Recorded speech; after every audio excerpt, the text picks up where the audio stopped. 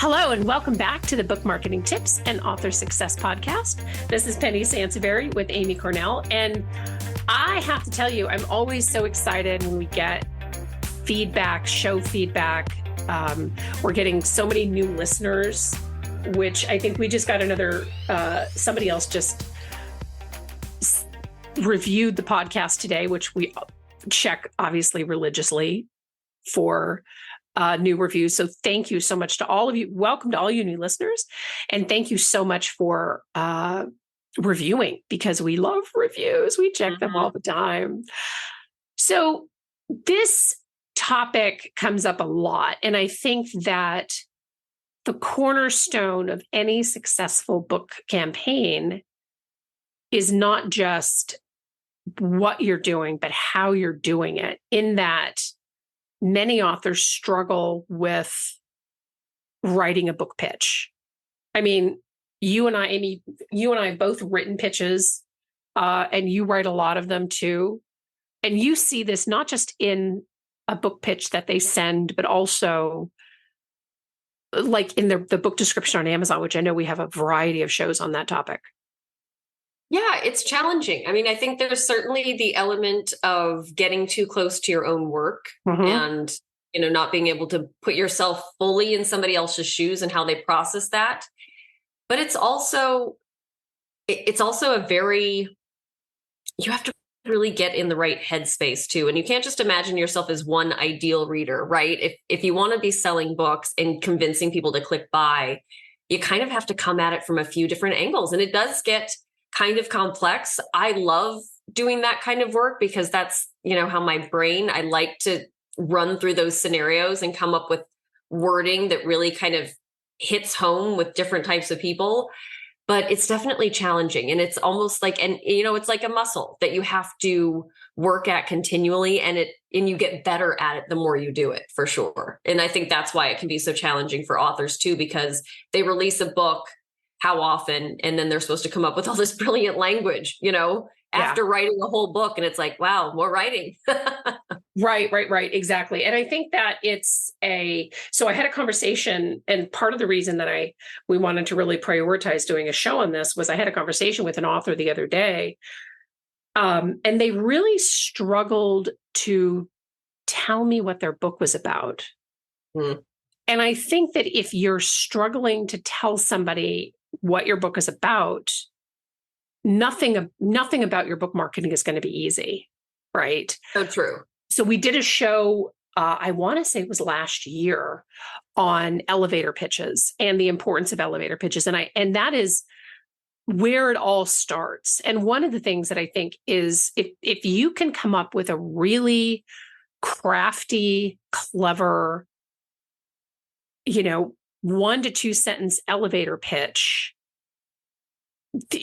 everything else can be built off of that, right? And that is the cornerstone to any great book pitch. Not that that's not necessarily where we always start with our book pitches, because we're coming at this a little bit differently, both from expertise, but also we're not as close to your project, obviously, as you are, as the author is. But the elevator pitch helps you to really clarify what your book is about, which I know sounds kind of crazy.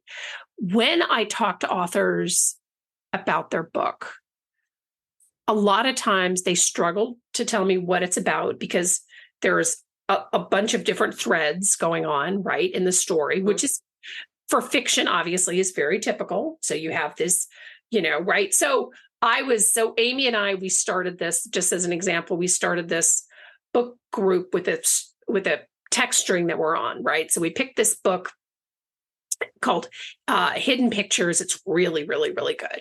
And I was telling Amy this morning that the parents in this book really annoy me, right?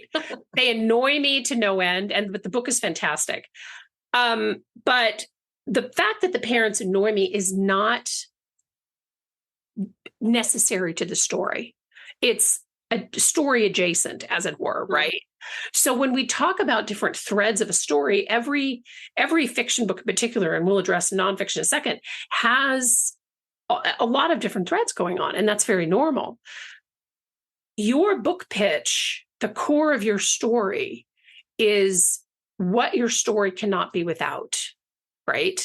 So in the case of Hidden Pictures, the story revolves around this little boy who is basically channeling drawings, right? So that's kind of how this whole mystery develops.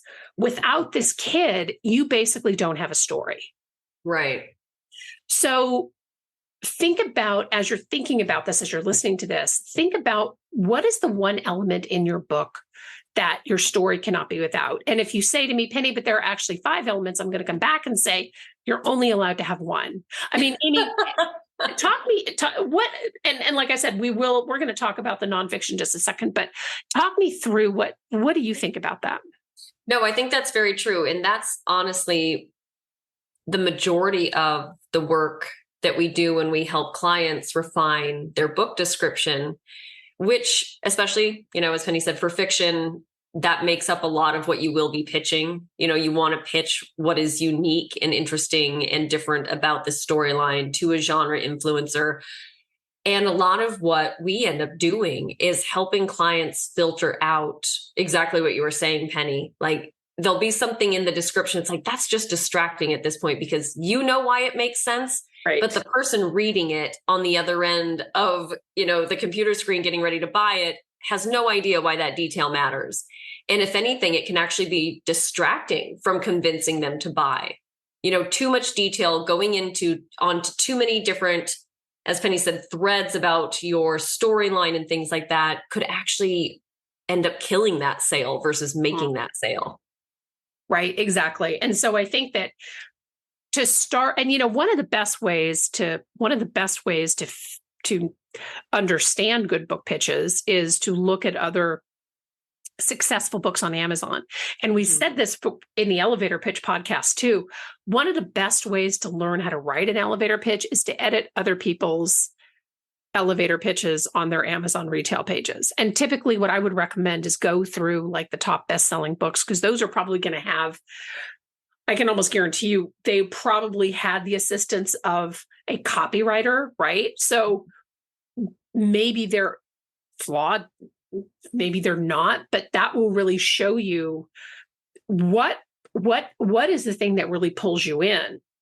The book descriptions that really pull you in, they aren't weighed down with too many details, right? So the fact that the parents in this book annoy me is not mentioned in the book description, right? Not that it's not mentioned in the book description whatsoever, because it's not necessary to drive the story, right? So if you envision your story, your pitch like a car, who's actually sitting behind the wheel of this, right? And everybody else who sits in the car as part of the story they're not front and center. They're not driving the story forward, right?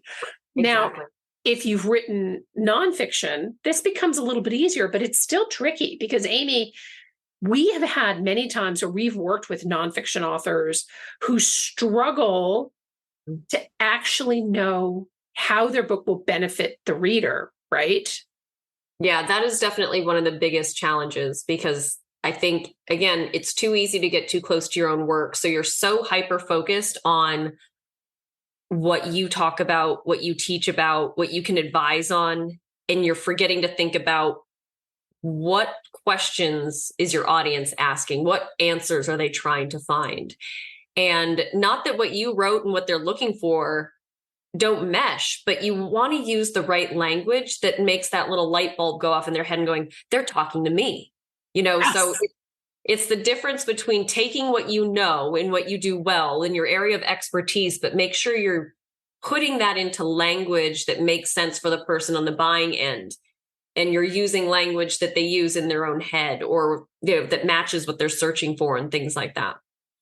Right, exactly. I think that is part of, so I was talking to an author the other day and they said, when I said, who is your reader audience? And they said to me, well, I want to go after the people who read the most. Right. And basically what that was saying is, I don't know who my readers are, but I want to target people who buy the most books. First off, that's not a recipe for success. So right there, that is an extremely flawed approach. You will end up throwing a ton of stuff at the wall and none of it will stick. But if you're trying to create a book pitch for everybody, I can guarantee you are not going to hit that target. So you have to become very focused on who your actual audience is. So the other day I talked to two authors who have a very famous business who will go unmentioned. And they wrote a book about, that had to do with this business. And normally when I'm having a conversation with authors who want to work with us and they have, accumulated a lot of professional success, they will expect me to throw out things like, I'm going to get you on the Today Show, or I'm going to get you on Good Morning America, or I'm going to this. And the authors right off the bat said, we know that is not our audience. We know they are so clear on who their audience is. Our audience is, they don't watch these shows. They listen to podcasts. They follow influencers. And they were very, very, very clear. And I think that you have to spend, if you can spend some time focusing on who your ideal reader is. And I realize we bang this drum a lot. And if you've listened to this podcast for the last 3 years that we've been doing it, you probably want to beat your head against what, like, oh my gosh, they never say anything different. But I'll tell you, this will save you a ton of money. It'll save you a lot of money in terms of, doing things that, things that don't work versus the things that do work. Right. And what that will also do is it'll help you to really crystallize what your book pitch, both the tone of your book pitch, the highlights of your book pitch, and what you need to address. So what are the real benefits to the reader? And in particular, as we talked about, if you've written nonfiction, what does your reader at the end of the day really, really, really care about? Yeah. And you know what I've noticed, Penny? What's interesting between fiction and nonfiction, and I'm glad that we're talking about how there are similarities, but it's also a very different animal depending on what you've written. Because a lot of times I notice, so say you start with a really good synopsis of your book.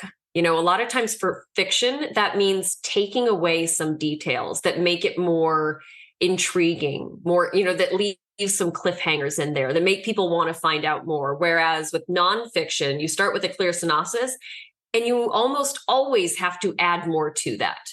Yeah. How can you drive those really important points home even further? A lot of times that means bulleted lists, using bolding, things like that.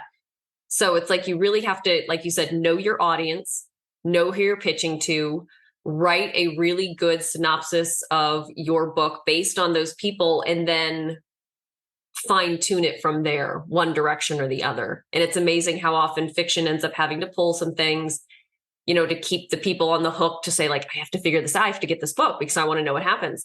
And then nonfiction, you have to add more because you really have to drive home that what you've created is better than the 3, 4, 5, 10 other versions of your book that they already have on their shelf that they think didn't work, Well, right. And again, and in particular for nonfiction, I think that, there's a saying that goes, there are no new ideas. There are only, unique spins on existing ideas. And to some extent, I think that's true. I mean, I think 5 years ago, I don't know if anybody would have written a book on ChatGPT. Now it's hard to open up Amazon without seeing 50 of them show up in your search feed.